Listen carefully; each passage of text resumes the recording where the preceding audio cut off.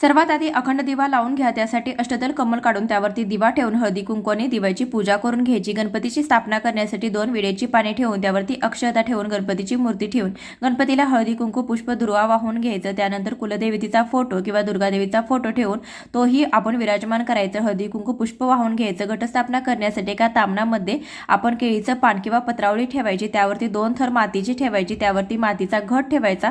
घटाला गळ्यापर्यंत येईल इतपत पाणी ठेवायचं। त्यामध्ये हळदी कुंकू पुष्प अक्षता व्हायचं। त्यावरती 5 विड्याची किंवा आंब्याची पाने ठेवायची। नारळ ठेवायचा। हळदी कुंकू व्हायचं। गळ्याला लाल धागा बांधायचा।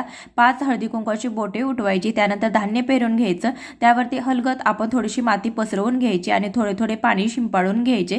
जास्तीचं पाणी शिंपडायचं नाही। त्यानंतर आपण देवीची ओटी भरून घ्यायची।